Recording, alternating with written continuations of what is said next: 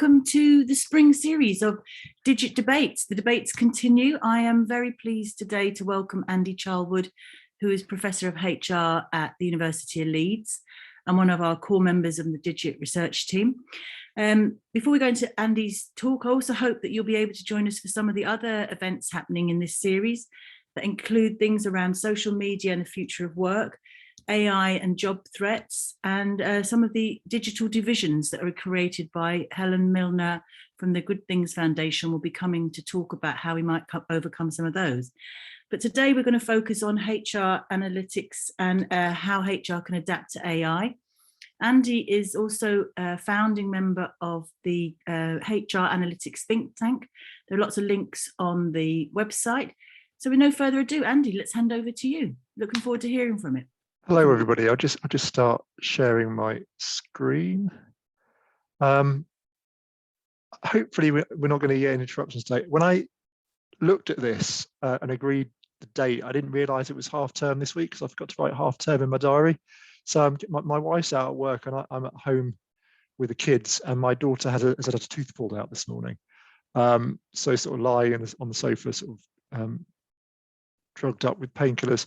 So I'm kind of hoping they don't interrupt me, but there is a risk we might have one of those kind of cute kids or dogs interrupting people on Zoom calls thing happening today. So we'll just have to see how it goes.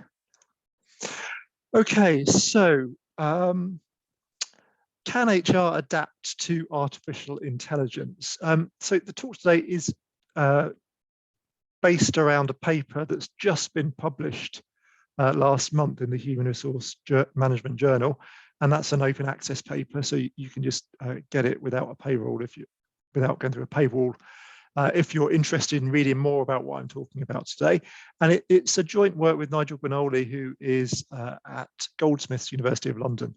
And the genesis of the paper is kind of quite interesting in that the editors of HRMJ decided they wanted a paper on AI and HR, and they decided to approach Nigel and I about sort of collaborating on it, knowing that we would probably have quite different views on how things were likely to play out, and sort of wanting to encourage that kind of creative tension.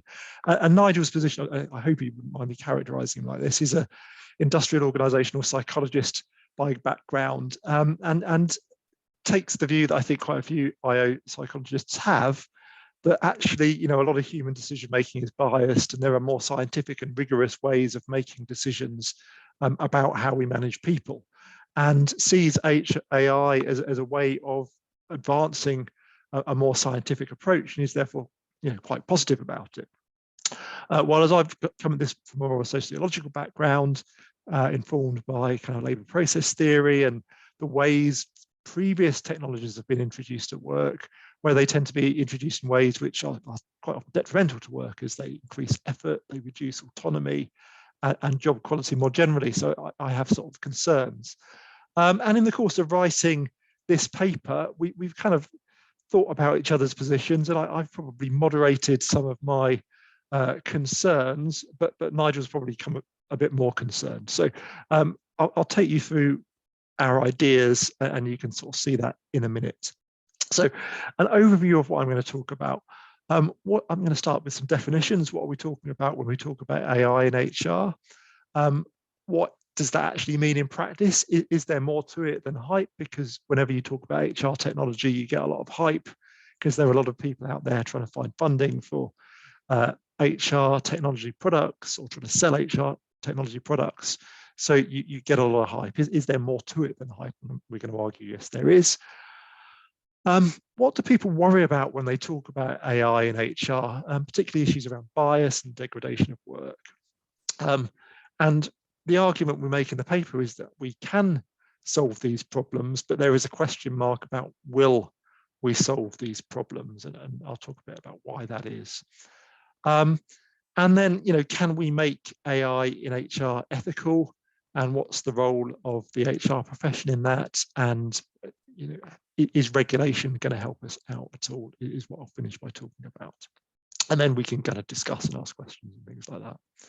So defining AI and HR, we're not talking about the thing in the picture. We are not talking about artificial general intelligence. Artificial general intelligence may be coming, but we aren't there yet. So, you know, if you're thinking about 2001: A Space Odyssey, the film, and how a computer in that you can talk to you and kill you if you can sort of get in the way of completing the mission, that's not what we're talking about, thankfully. We're talking about unsupervised machine learning, or ML/AI.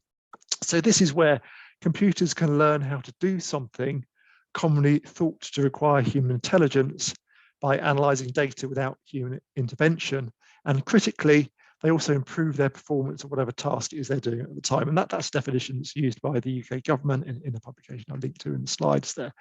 So, you know, the sorts of examples that we're talking about, a non-HR example that people talk about a lot is around medical diagnosis.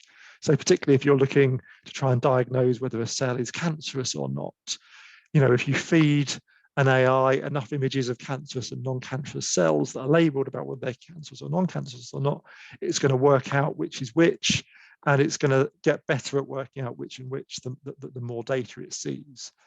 In the world of HR, you know, one of the things that I'll talk about in a minute that started to happen is robot interviews, where candidates are given a set of questions to answer via an iPad or a smartphone, and there isn't a human looking at their responses to the questions.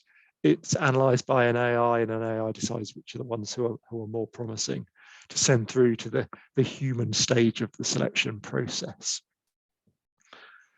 So I think the first question we have to answer when we're thinking about AI and HR is it more than hype? What are we actually talking about? So, you know, there are some examples of use cases on this slide here. A lot of what we hear about is in Amazon, because Amazon tend to be some of the first people to adopt this, and they quite often tend to adopt this in ways which cause other people looking at what Amazon are doing to recoil in horror and then write media stories about it. So some of the ways Amazon has experimented with using AI in HR and people management is around selection. So that they tried to use it in selection and had to abandon it because they realized they weren't going to recruit any women if they continued to use the AI tool that they developed. But they're also now using it to surveil delivery drivers. So delivery drivers have cameras in their cabs, and the cameras are recording everything they do. And obviously that's far too time consuming for a person to check on what they're doing. So there's an AI system that checks on what they're doing. Are they paying attention? Are they keeping both hands on the wheel? How long are they taking breaks for? All of that sort of thing. And they've also used it to automate firing in warehouses. If people aren't working hard enough, the AI system will determine that they're not working hard enough and send them an email saying they're fired. So those are some of the ways Amazon have been using AI for HR and people management.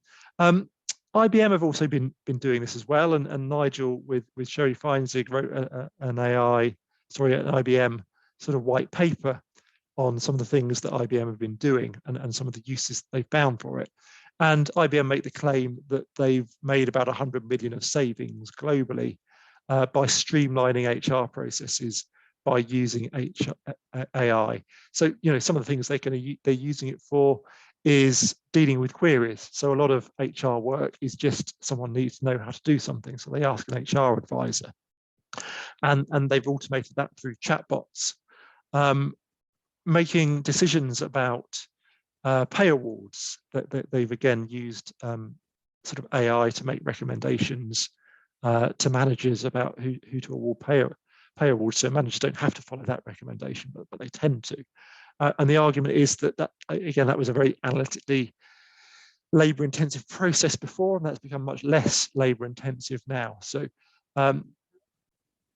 again, how much of that you know, I always think it's neat when people come up with the figure of 100 million.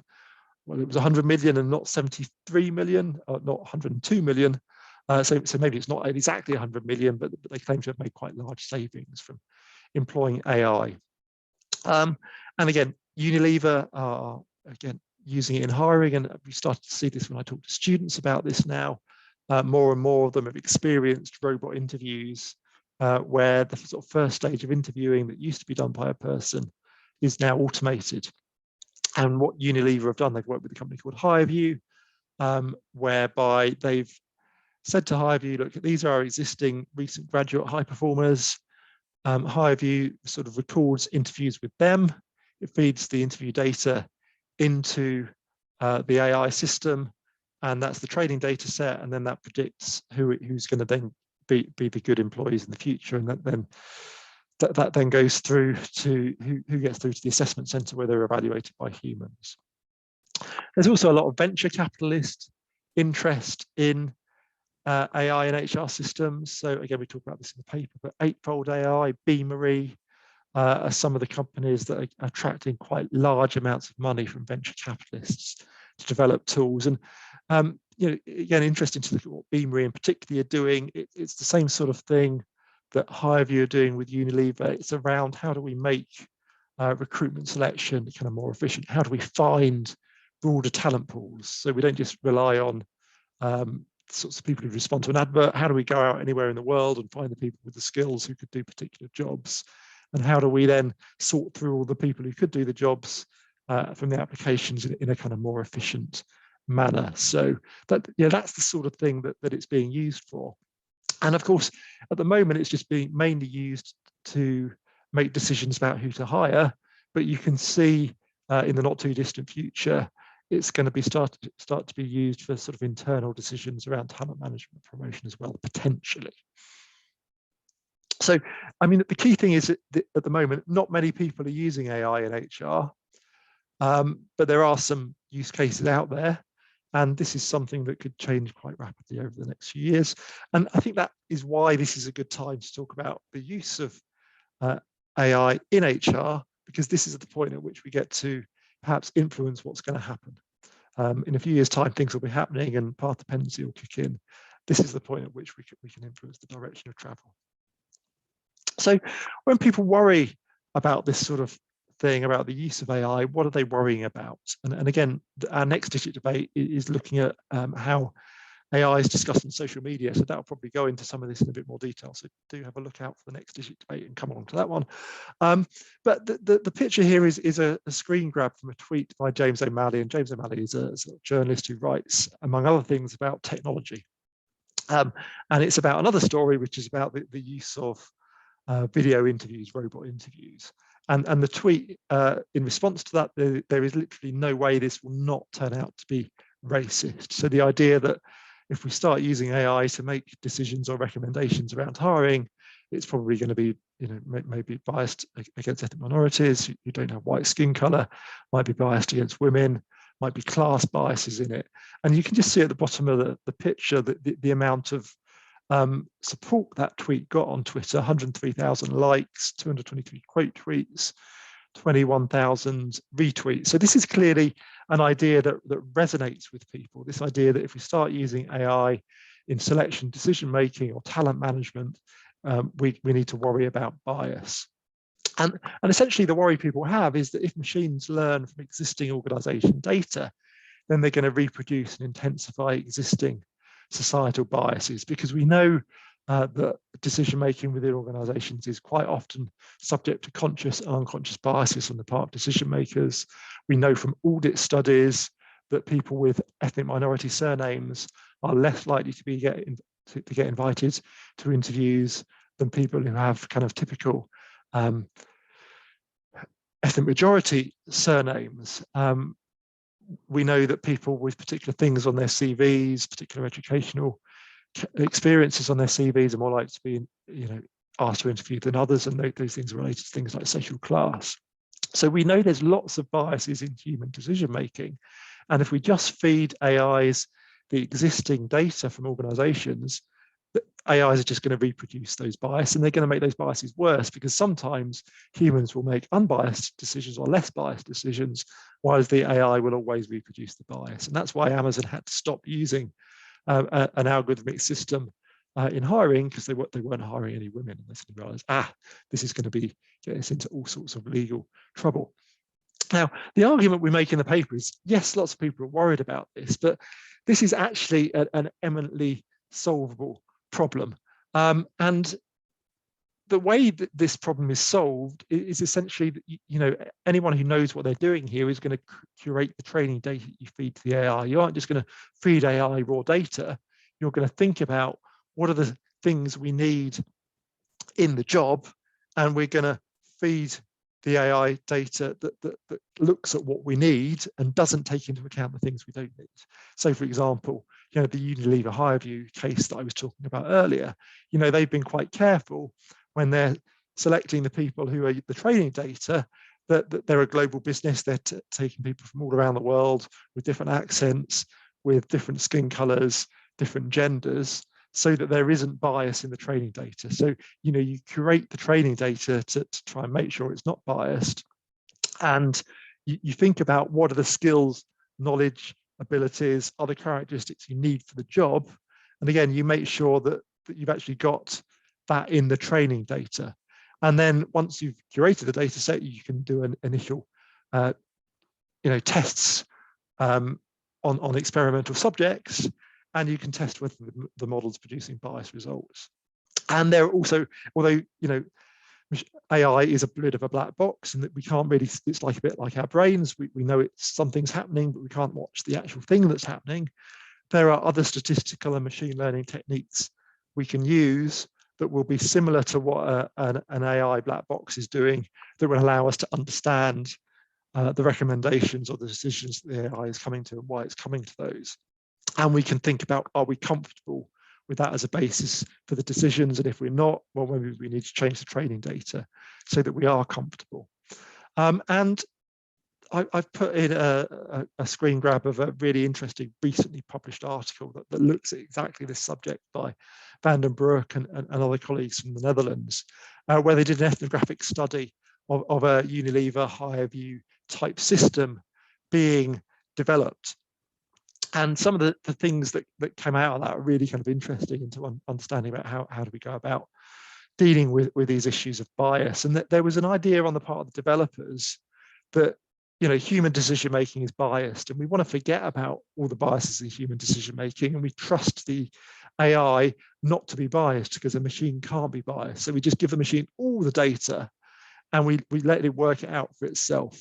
And the domain experts in HR who were commissioning this tool were like, no, hang on, you can't do that, because, you know, we need to know why decisions are being taken. We need to know that decisions are being taken for the right reasons.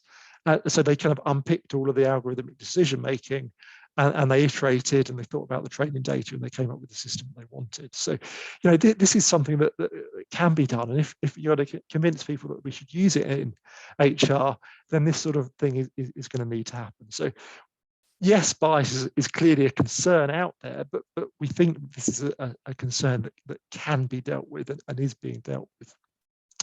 The second worry I think people have around using AI, particularly for people management, is the way in which it might degrade work. And again, there's some examples of this, that the Amazon using cameras to surveil delivery drivers. There is an example of a restaurant franchise in America.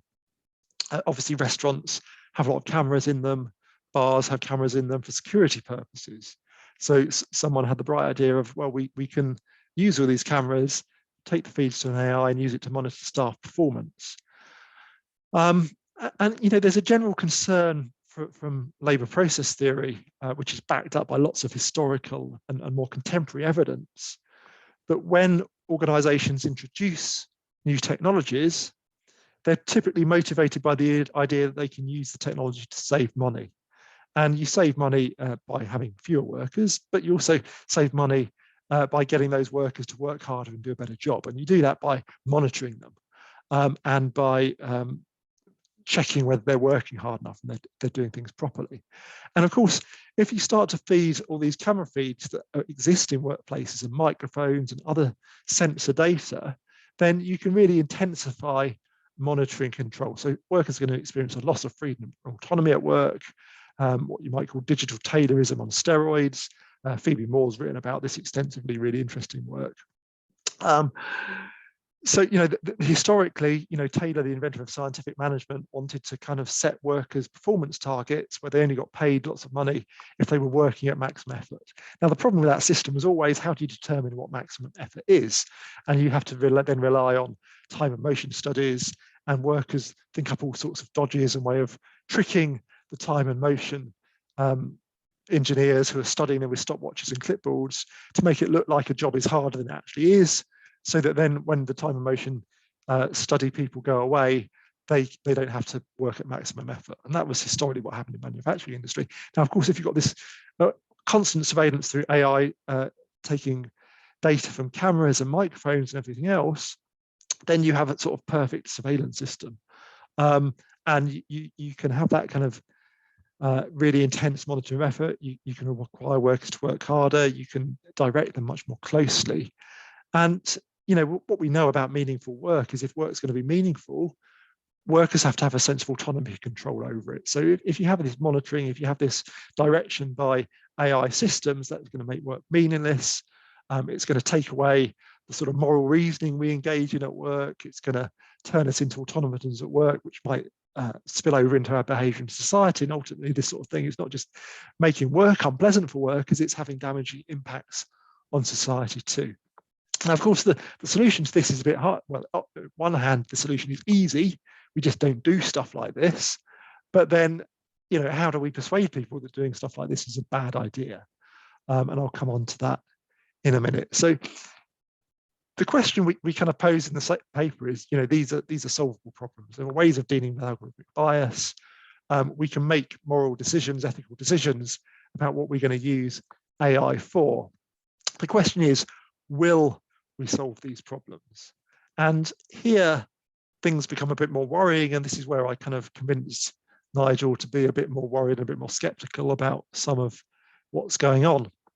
And there's a load of really interesting work being done by people who have direct experience of the technology industry, or who are long-time students of the technology industry, some of which I've put pictures up on this slide. Cathy O'Neill and her book, Weapons of Math Destruction. Kate Crawford's recently published Atlas of AI. Shoshana Zuboff's work on the age of surveillance capitalism. These are all quite pessimistic about the way AI is going to impact work and societies more broadly. And that pessimism is based on an intimate knowledge of the technology industry and what people who work in it are like, and some of the kind of ideological biases they have. And one of these is a kind of ideological bias towards automation, the idea that the use of AI is to make things more efficient. And the way you make things more efficient is by automating decisions that used to be taken by humans. And it would be more efficient for two reasons. Firstly, it could be done more quickly and at scale. And the second, the idea that human decision making is already biased. So anything AI does is going to improve on it. And that leads to a kind of situation of what Kate Crawford has talked about as AI phrenology, and which other people have talked about as AI snake oil, where you feed an AI system a load of data and it comes to a classification or prediction about human behavior. But actually, the thing that's predicting the human behavior isn't really the causal factor. So it's not actually going to be a reliable future predictor of what's going to happen in the future. They've just found a pattern in the data at a particular time in a particular place, perhaps by chance, that leads them to think they can predict human behavior in the future, when actually they can't. And Kate Crawford talks about phrenology, which is, in the 19th century, there was this big sort of scientific cult around feeling for the bumps on people's heads and measuring people's skull sizes, and arguing that you could predict their behavior based on skull size, head bumps, and all of those skull patterns and all of those sorts of things, which was of course kind of nonsense. And you can see some of this if you go out and look on the internet about some of these sort of startup ideas around AI. There's some stuff around there about, you don't need to do psychometric surveys anymore, because if you just show people a load of colored pictures, you can infer their personality and their performance at work from the colors that they choose. And clearly that's AI snake oil. Clearly there's no kind of scientific basis for the idea that you can predict human behavior at work based on them looking at different colors and saying which color they like best. It's nonsense. But this stuff's out there and people are trying to sell it, and at some point someone's going to buy it and perhaps use it in real life. A third kind of issue with the technology industry is a kind of almost a dismissiveness about the idea of fairness. And firstly, the idea that we've already talked about, that, well, of course the AI is going to be fair, but to the extent that, okay, well, maybe fairness is a problem, maybe we do need to worry about, discrimination against ethnic minorities, against women, or based on class or something like that. There's a trade-off. And actually, the system's much more efficient if we don't worry about fairness. And society is going to be a bit more efficient, therefore, if we don't worry about fairness. And to see this as a trade-off, and therefore to be hostile to the idea that we need to think about fairness and try and put work and effort into solving the fairness part of the equation. And some of the things that have been going on in the technology industry over the last year or two, you may have seen some media coverage of this. Google basically kicked out or made redundant or dismissed a large part of their ethics in AI team because they kind of weren't happy with the ideas they would come up with. And again, this is all out there online if you want to read about it. But again, it's this idea that dealing with fairness as inefficient and not something we want to deal with. And again, so there's these biases within the tech industry about how they want to use AI. And the worry is this is going to interact with the traditional concern that businesses tend to have of wanting to only make investments in technology if they see this as a way of improving efficiency. So how can we use it to cut costs? How can we do it to automate decisions that used to be taken by humans? So, the worry is these are things that can be solved, but they're not going to be solved because it's not something that matters to the people who develop these tools. And businesses who buy these tools are going to be more concerned by efficiency than they are by fairness. So this raises the question of how should HR as a profession respond. And again, this is something we talk about at greater length in the paper. But you've got someone showing up, looking to sell you a bottle of snake oil. And perhaps it's even worse than snake oil. It's not just that it doesn't do what it says on the bottle. It might actually be harmful. How do we respond to that? And there's a few ideas out there about responses and looking at responses. And I think people who work in HR have a kind of natural tendency to be suspicious of using data and analytics in decision making because there's a feeling that people are complicated. That's what makes them interesting. I've gone into HR because I'm interested in people, and actually, you can do analysis, but you're never going to accurately predict human behavior because humans are complicated. And therefore, the idea is perhaps that we shouldn't be using analytics or AI in a lot of this HR decision making. This ought to be kept with people because people are complicated. So there's a tendency, I think, for people who work in HR to just sort of say, no, let's not do this.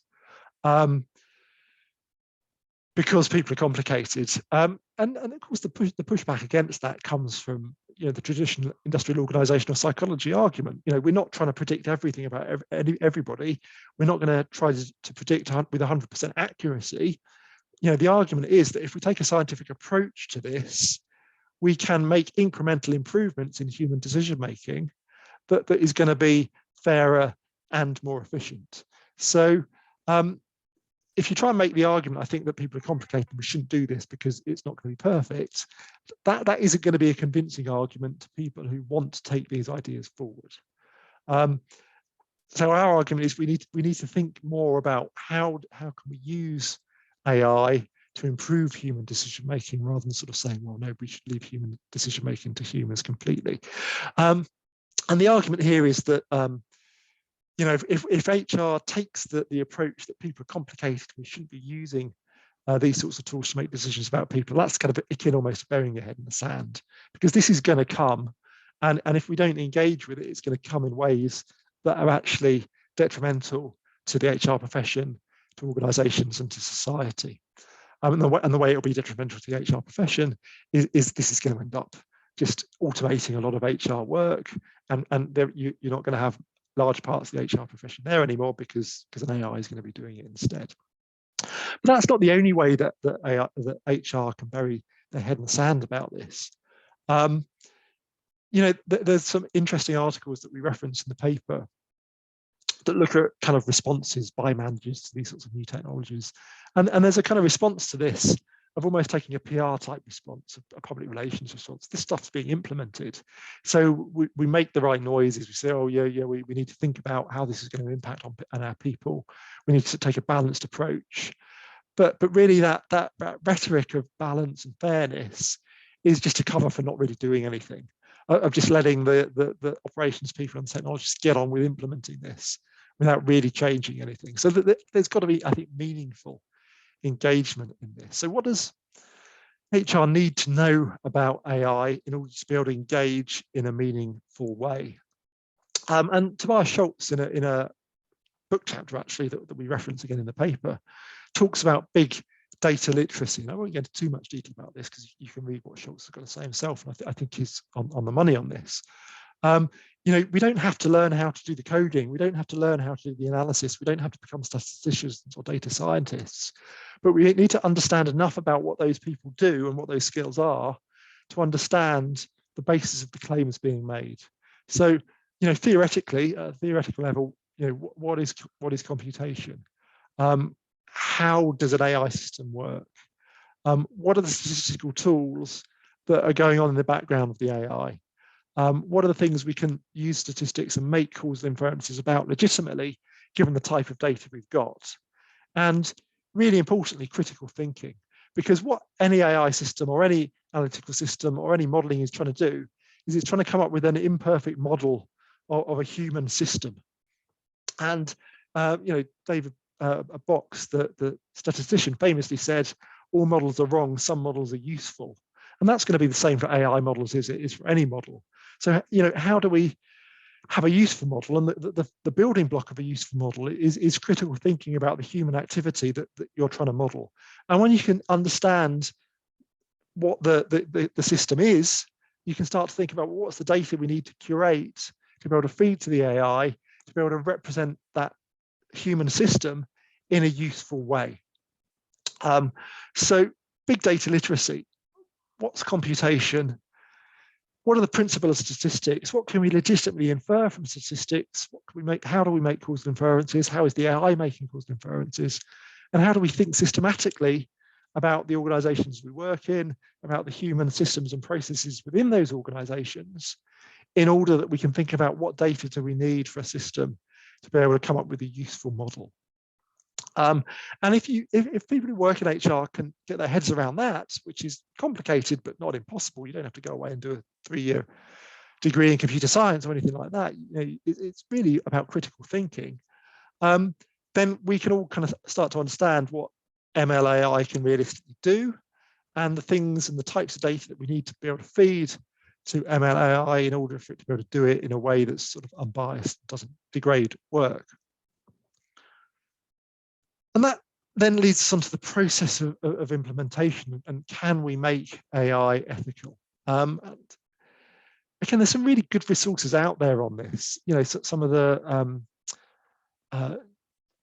Lovelace Institute, Turing Institute papers thinking about how do we make AI implementation ethical, which again we reference in the paper if you want to know more about this. And there's a few kind of key things here. The first is about the importance of consultation with those affected. If we're going to make AI ethical and AI and HR ethical, then consultation with workers and with other stakeholders affected by it's really important. And this isn't just ethically the right thing to do, it's a sensible thing to do as well, because the media is replete with examples of companies that have used AI-driven monitoring tools that have then caused a huge amount of stink with the workforce who really then object to being monitored in that way. And it seems like a good idea, how much time is people spending at their desks.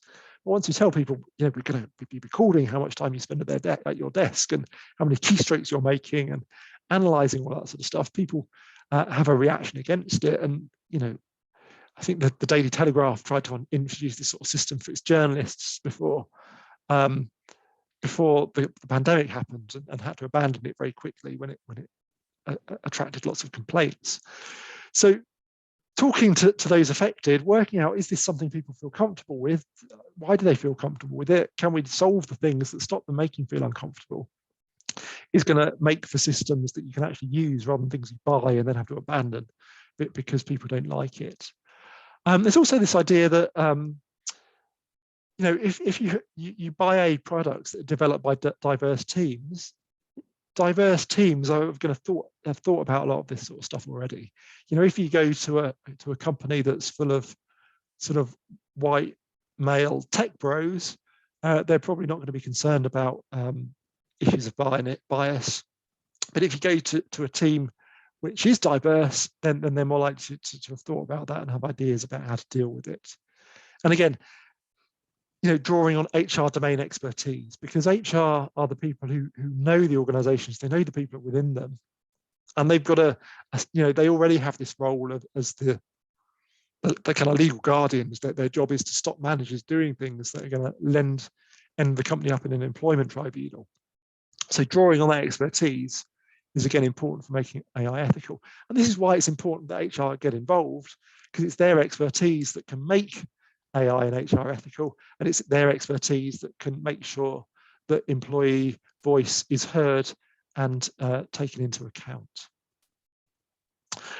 Andy, sorry, could I just say there's about 20 minutes left? Well, this is my final slide, Jackie. Okay, so cool. Cool. And this is a very quick slide, so thank you. Role for regulation. Again, we go more into this in the paper, but we're not regulation experts, and there's some really kind of new stuff coming up on this at the time. The big takeaway is existing laws in North America and Europe probably provide quite a lot of bias, protection against AI bias. EU law is likely to provide some protection against the degradation of work, but in other countries not so much. And the reason for that is that EU law is about to designate AI and HR as a high-risk activity, and sort of say there's a load of things that companies using AI and HR probably need to do to manage that risk. But as critics point out, there's a kind of absence of independent enforcement mechanisms in the EU legal framework, and there's a risk that EU law may sort of supersede national laws that actually give workers more protection. And the final point is, probably the biggest protection workers and societies can have against bad AI in AHR and people management is worker power. So this isn't just about, legal rights of trade unions, although that's important. This is about having strong economies, jobs and growth, because when you have jobs and growth, workers can turn around and say, no, I'm not going to put up with that, I'm going to go and work somewhere else. So, macroeconomic policy is probably one of the most important levers we have for protecting ourselves against bad AI. And I will stop now, and questions, comments, discussion. Thank you.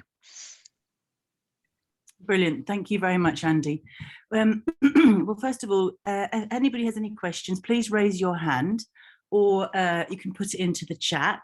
So is anybody, first of all, before I launch in, any questions they'd like to jump in with? And thank you, Andy, for a very interesting, stimulating presentation. Okay, ZJ62, would you like to introduce yourself, Zahira Jassa 62, and unmute yourself, please? Great that you're here. I was going to mention your work anyway. Oh, okay, thank you. Zahira, and would you like to introduce yourself briefly as well, please? Yeah, of course. My name is Zahira Jasser. I am a lecturer here at Sussex University, and my work computer does not show my name on my Zoom, and I've just noticed this. So apologies for that, ZJ62. So I've done some recent research on AI in job interviews, and I wanted to ask you, Andy, as you clearly you've done so much review on this, what do we have any review articles, or is there on AI in interviews in the HRM world? There isn't a review article I'm aware of yet. There's I sort of referenced the article in the talk that's recently come out in MIS Quarterly, which is a kind of ethnographic study of development. Yeah, okay, wonderful. That's the most interesting thing I've come across on it. I mean, it's interesting talking to Nigel, because he's been involved behind the scenes in doing some of this stuff, and Martin Edwards too at Queensland's been involved behind the scenes about all this sort of stuff, but it's all covered by non-disclosure agreements, so that they kind of can't, they can't talk about it. Therefore, if they wouldn't have said anything to me, but if they hadn't said anything to me, I can't talk about it either. But yeah, it's interesting. Yeah, wonderful. Thank you so much. That's very helpful. Andy, could you mention the article you just mentioned, ethnographic studies in automated interviewing? Yeah, so it's by Vandenbroek, Heisman, and a couple of other people who were at, I think, the Free University of Amsterdam. It's in the slides. I put a screen capture in there. I can put it in the chat. Yeah, if you can put it in the chat, that'd be brilliant. But if you're an HR person, you wouldn't necessarily come across it because you wouldn't necessarily read MISQ, but it's a really good article. Yeah. So I didn't fully understand the point that was being made there between the two of you.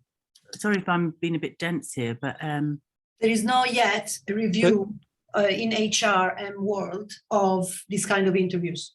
So clearly Andy's got fantastic review of AI in HRM, and there is also some other patchy research, mostly on the world of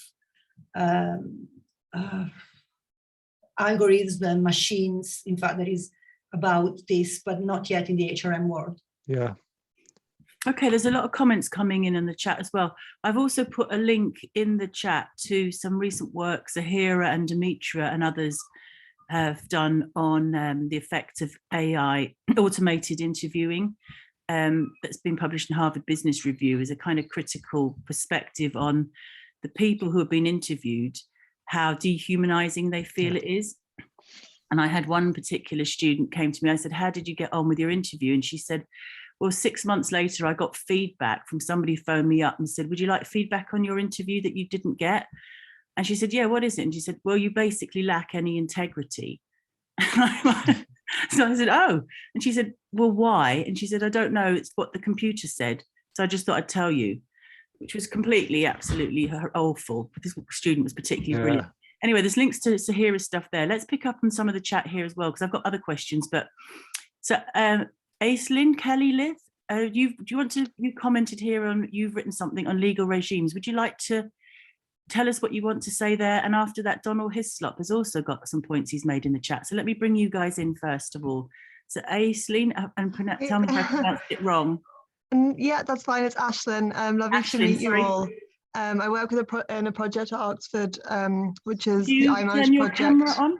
Are you able to turn your camera on? I think it's not working at the moment. I'm actually having some laptop problems. No problem. Sorry. Okay, Aislinn, go ahead.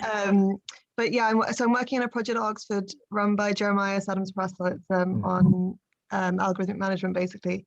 And the article I've linked just on hiring algorithms is a paper I wrote last year looking at the law, data protection law and equality law, how it regulates a bias in hiring algorithms in Europe and the UK. So maybe of interest. Yeah, great. Yeah, stuff. Thank you. Yeah, brilliant. And if you want to put it in the chat too as well. Donald Hislop, and then I will give you a chance to say something else, Andy, when I've navigated all of the different people there. Donald, did you want to add something to your comment here? I can just elaborate a comment. Thank you, Andy, for the presentation. It's coming to your comment about having diverse teams to address some of these issues, but you know, there's significant gender bias still in the IT profession, etc. So until sort of that is addressed, having diverse design teams, etc., is a challenge. Is there any kind of comments on that? I tend to come to kind of pessimistic conclusions, because until we have a less male-dominated IT profession, it's hard to see how these things can be addressed.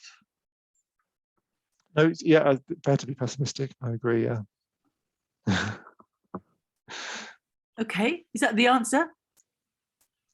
Yeah, I mean, it's obviously more to it than gender as well, isn't there? In the sense that there's ethnic diversity, and actually, look at software talent. It's all around the world now. So, you know, I think there's more scope perhaps on the ethnicity than perhaps on the gender. But yeah, okay. And a lot of these two, and it's all very well saying, well, you should make diverse teams part of your procurement criteria. But if there aren't any diverse teams out there, then it's going to not work, isn't it? But it's an idea. Yeah, it's like many equality issues. People talk about the pipeline and where should that start.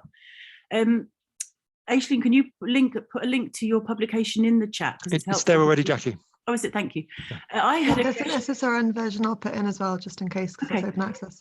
All right, well, I don't need to ask my question because David Allen's got his hand up. So David, would you like to turn your camera on and introduce yourself and ask your question? Good afternoon, my name is David Allen. I'm a professor at Leeds University in Information Management. Andy, I work in a completely different sector. I'm not HR specialist at all. But in my field, what I'm seeing is AI embedded into advanced digital platforms for business intelligence. Things like ClickSense, where you've got a combination of cloud, you've got robotic process automation, you've got AI, etc. within the system. So the AI almost becomes invisible to the end user.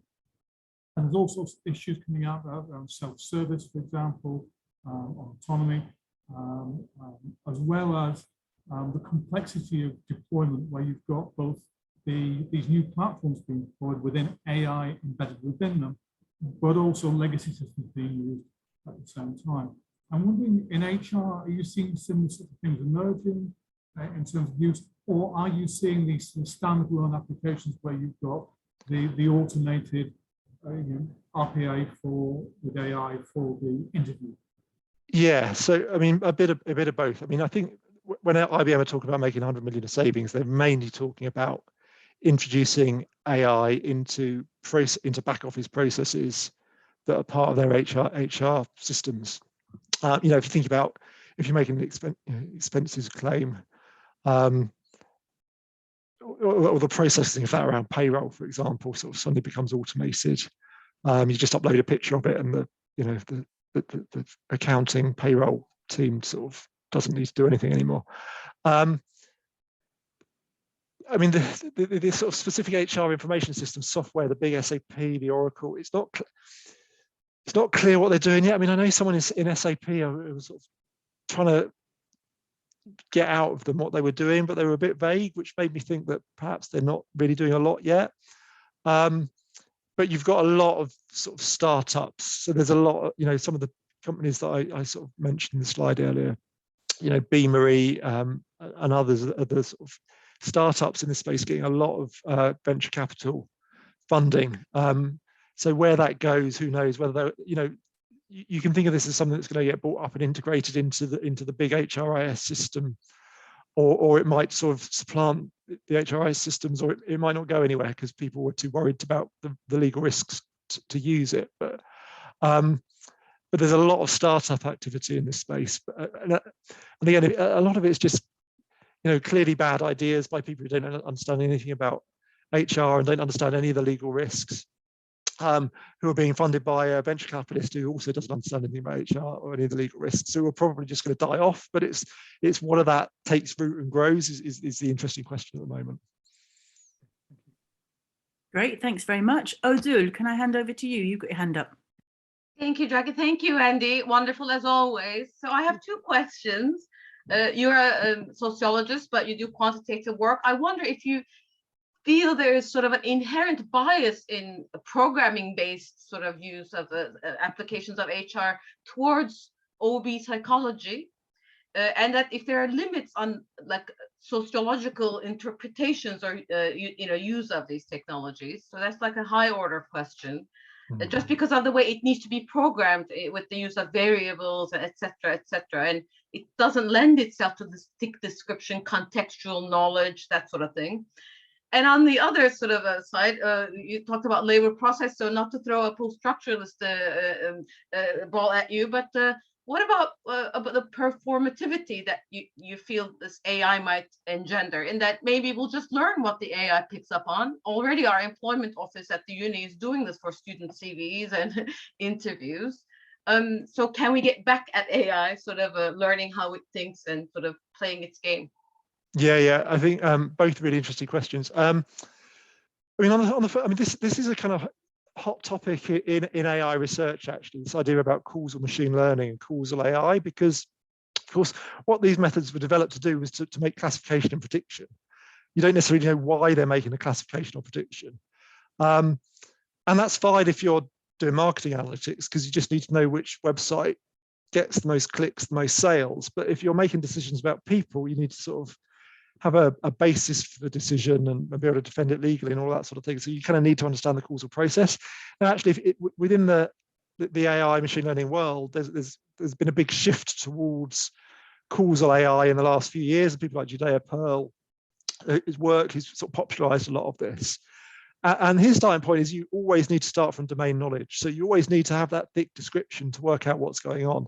And actually, you know, the bit of OB and psychology we see, you know, we see the bit where they've got to the scales and the quant bit at the end, but you talk to the people who develop this stuff, and they're you know, they're doing qualitative social psychology as well to try and understand the thick description of the data generating process. So I think where the science of this is going is that you really need the thick description to be able to understand the data generating process, to have the domain knowledge to work out what's the data you need to curate in order to develop a sensible causality-based prediction or classification. So very much a role for that in this, I think.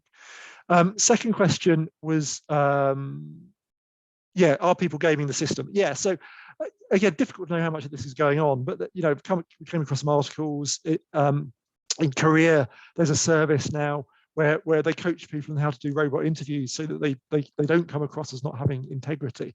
Again, whether they're really coaching people in how to pass robot interviews or whether that's sort of counter AI snake oil, who knows? But certainly, yes, people are trying to work out ways of gaming AI systems to the extent that these things are being used.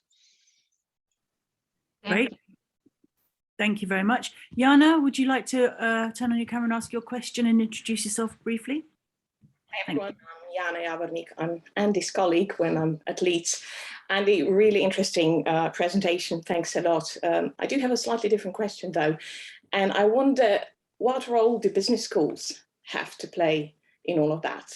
And especially the HRM programs. Do you see, are we capable in delivering the programs that really are to benefit the students of the 21st century?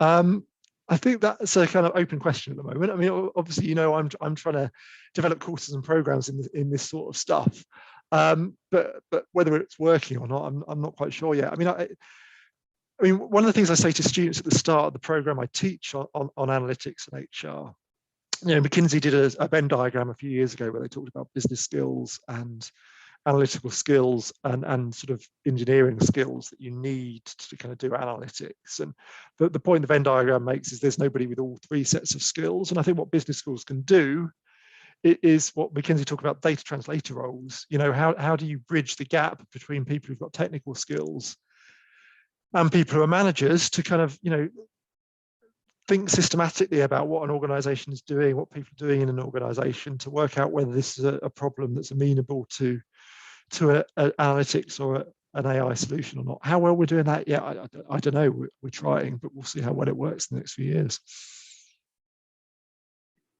Fantastic. Any other questions in the last 5 minutes? And I can maybe ask the one I wanted at the beginning. Please put your hand up if you want. Andy, I had a quick couple of questions. One is, I'll put it in the chat. Your views since you published the article in 2016 about why HR analytics is likely to fail, or HR managers are going to have a hard time managing this data. In that article, which I've put in the link in the chat, you're quite pessimistic.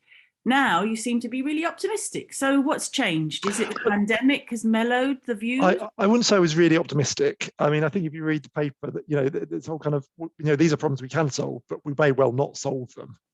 You know, this may well degrade work. I mean, I think, you know, I've sort of found I know more stuff than I did when I wrote that paper 6-7 years ago or whatever.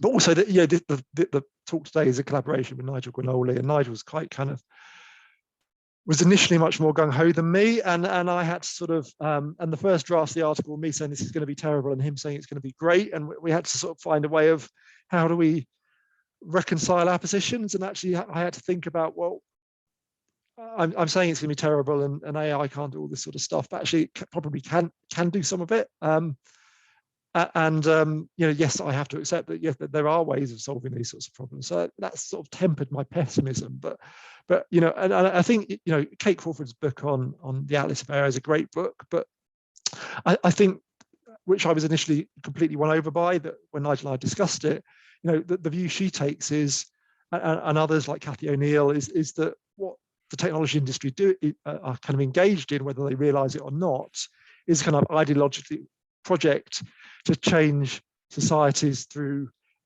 sort of these classification systems and putting people in boxes and all of this sort of thing. And you can't put humans in boxes because we're more kind of varied than that. And of course, that's correct, but it comes back to the point I've made about, all models are wrong, but some models are useful. So if our starting point acknowledges this model is going to be wrong to some degree, but can we usefully use it to make an incremental improvement in the way we make decisions so that they're fairer and more efficient? Yes, I think that is possible. Whether that's going to happen or not, who knows? Yeah, I mean, I think one of the things I did read the paper, I think I like about it, and I think it's an important contribution of the whole centre. And Mark and myself, when we were writing the whole bid together, were saying, the world is like either it's doom and gloom or it's a new horizon of it's all going to be wonderful. And in reality, it's a bit of both. And I like the idea you have in your paper about paradoxes. I mean, this is a theme we're going to take up at the next conference in Sasse in Amsterdam about, drawing on the work of Granovetter about these coexisting paradoxes. So on one hand, there are positive things and there are negative, and they coexist in different spaces. So I think that's a really important, valuable contribution to make, to be informed then by empirical evidence. And so that leads then to the next question, which is, do you think we need to have some kind of typology of what we mean by AI in HR? Because there are so many different types of it. It's a bit of a rather big black box doing lots of different things at the same time. So where would you take the research next that you're doing? Yeah, so one of my PhD students, Megan Marie Butler, is in the talk, and that's exactly kind of one of the things she's working on. So I don't know if Megan, do you want to say anything to that if you're still here?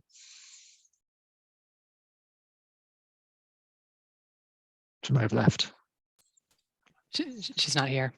Okay. She's left. Yeah, but no, I mean, she's done some work kind of to sort of scraping the web of different products and trying to classify them. But we've kind of hit a bit of a wall with it in the sense that how far can we trust what they're saying on the websites? So trying to come up with a convincing classification scheme. We've done some work on it. We haven't quite come to a conclusion, but we're still thinking about it. So we may come up with something in the next sort of year or so.